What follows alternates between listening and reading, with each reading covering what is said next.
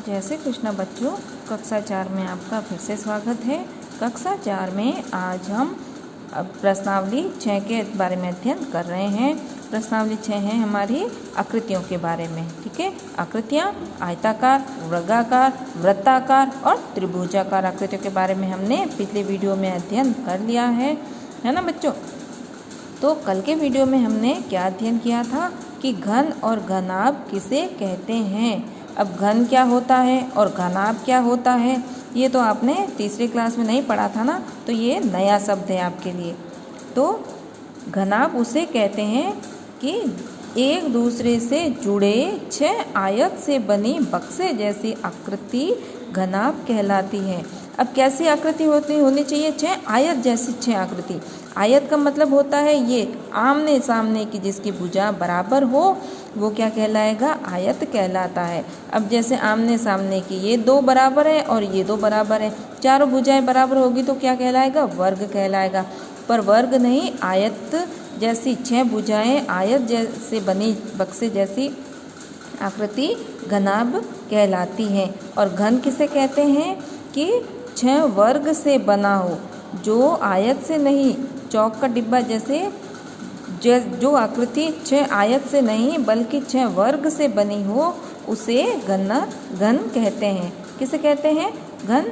कि जिसकी सारी भुजाएं समान हो तो वो क्या कहलाता है? घन कहलाता है। अब घन में कितनी? 6 वर्ग से बने। ठीक है, 6 वर्ग से बना होता है और जिसकी सारी भुजाएं बराबर हो तो वो घन कहलाता है। और घनाभ एक दूसरे से जुड़े 6 आयत से बनी बक्से जैसी आकृति घनाभ कहलाती है। अब देखिए बच्चों, कल हमने घन और घनाभ के बारे में पढ़ा था, आज भी हमारे घन और घनाभ से संबंधित प्रश्न ही हमें हल करने हैं। तो गुरुजी चौक के डिब्बे तथा पेंसिल के पैकेट को खोलकर दिखाते हैं, वे इस प्रकार दिखते हैं। अब देखो बच्चों, अब ये बंद डिब्बा है। ठीक है, ये बंद डिब्बा किसका है? ये डिब्बा है आपके चौक का डिब्बा। कौन सा डिब्बा है? चौक का डिब्बा। तो चौक का डिब्बा किस आकृति का था? घन आकृति का। घन आकृति का मतलब 6 वर्ग से मिलके बना था।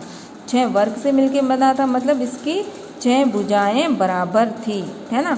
तो अब ये देखो, इसको जब खोला तो ये किस आकृति में आया? इसके कितने खाने बन गए? कितनी परतें बनी हैं? 1 2 3 4 5 6। कितनी भुजाएं बनी हैं कि इसकी आकृति कितनी? 6 वर्ग की आकृति हमें दिखाई दे रही है। 6 वर्ग से बना। ठीक है, एक वर्ग, ये चारों भुजा इसकी बराबर है, ये दूसरे वर्ग की भुजा भी बराबर है, तीसरे वर्ग की भुजा भी बराबर है, चौथे वर्ग की भुजा भी बराबर है और ये 5वें वर्ग की भुजा भी बराबर है, छठे वर्ग की भुजा भी बराबर है। चारों भुजाएं बराबर है। तो गुरुजी ने जब चौक का डिब्बा खोल के बताया तो क्या दिखा बच्चों को? कि चौक का डिब्बा जो है वो 6 वर्ग से मिलके बना है। 6 वर्ग मतलब इस एक वर्ग की चारों भुजाएं बराबर हो। घन की सारी भुजाएं समान होती हैं। अब आप कहोगे कि सारी भुजाएं समान कैसे? तो एक वर्ग ये बराबर, ठीक है, ये एक परत, ये 2 दूसरी परत, ये तीसरी परत, ये चौथी परत, ये 5वीं परत और ये 6वीं परत। तो 6 परतें थी, है ना। तो 6 वर्ग वो बन गए इस चौक के डिब्बे में। तो ये 6 वर्ग की भुजाएं बराबर है। तो घन की सारी भुजाएं समान होती हैं। तो चौक का डब्बा किस आकृति का हो गया? घन आकृति का। किस आकृति का? घन आकृति का। क्यों? क्योंकि इसकी चारों भुजाएं 6 वर्ग से मिलके बना है, इसलिए ये घन आकृति का कहलाया। ठीक है, उसके बाद में ये देखो पेंसिल बॉक्स का बॉक्स है। ये पेंसिल बॉक्स है। अब गुरुजी ने पेंसिल बॉक्स खोल के दिखाया तो उसकी कैसी परतें निकली? ये देखो, आयताकार परत है इसकी, है ना। 6 आयत से मिलके बना है पेंसिल बॉक्स। ये एक आयत, ये दूसरा आयत, ये तीसरा आयत, ये चौथा आयत, ठीक है, और ये 5वां आयत। तो 5 और 1 6, ठीक है, ये 4 और ये 2, 6 आयत से मिलके बना है पेंसिल बॉक्स। ठीक है, आयत मतलब जिसकी आमने सामने की भुजाएं बराबर हो वो क्या कहलाता है? आयत कहलाता है।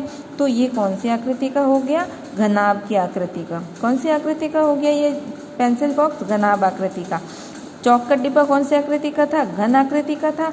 और पेंसिल बॉक्स किस आकृति का हो गया? घनाभ आकृति का। तो घन 6 वर्ग से मिलके बना है तो वो घन आकृति कहलाती है, और जो 6 आयत से मिलके बनी है वो क्या क्या कहलाती है? घनाभ की आकृति कहलाती है। ठीक है। अब ऐसे ही इन्हें नोट अथवा जाल कहते हैं। क्या कहते हैं? इन्हें नेट अथवा जाल कहते हैं। ठीक है। इसी तरह अगर पाउडर के डिब्बे को खोला जाए तो वह ऐसे दिखेगा। ये देखो, ये पाउडर का डिब्बा है ना? पाउडर का डिब्बा, जैसे घी का पैकेट है, घी का पैकेट आता है कागज़ का, तो उसको जब उसकी परतें खोलते हैं तो कैसा दिखता है? या पाउडर का डिब्बा है तो कैसा दिखेगा आपको? ये एक वर्ग बन गया और ये 2 वर्त बन गए। ठीक है। क्या हो गया? ये देखो, गोल दिख रहा है, यहाँ से लंबा दिख रहा है, यहाँ से भी एक परत है ऐसी ऐसी, ये पेंदे में भी होती है इसकी परत। तो वर्ग की आकृति बन के क्या हो गई? 2 गोल आकृति बन गई। ठीक है बच्चों। तो इसी तरह से घन और घनाभ के प्रश्नों को हमने समझा कि वो कैसे होता है, और घन किसे कहते हैं और घनाभ किसे कहते हैं। प्रश्नावली 6 के प्रश्नों को हम कल के वीडियो में हल करेंगे। जय श्री कृष्ण।